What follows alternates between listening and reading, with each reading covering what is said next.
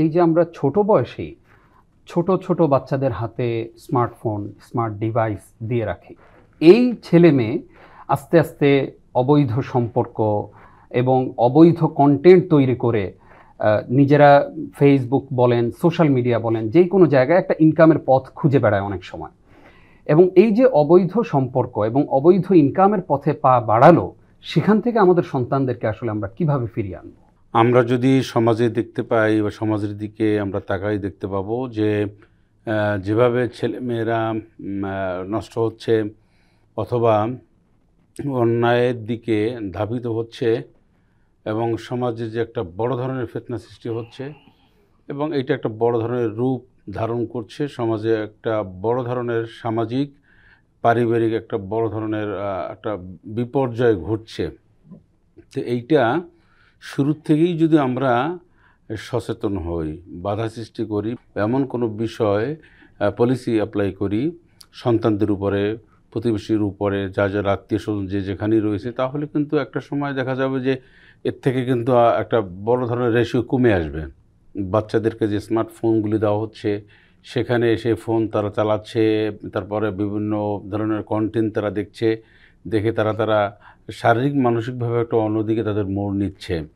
তো এই জন্য প্রথম হচ্ছে অভিভাবক যারা রয়েছেন তারা কিন্তু এই বিষয়টা প্রথমে ওইরকম গুরুত্ব দেন না। গুরুত্ব কখন দেন?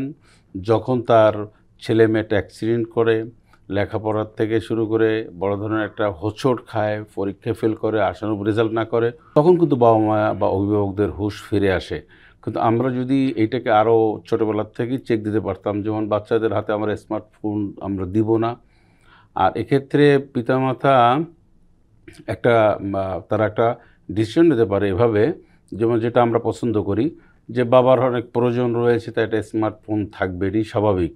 মায়ের হাতে খুব সহজে স্মার্টফোন এই জাতীয় ফোনটা না দিলে বাচ্চারা সচরাচর এটা করতে পারে না।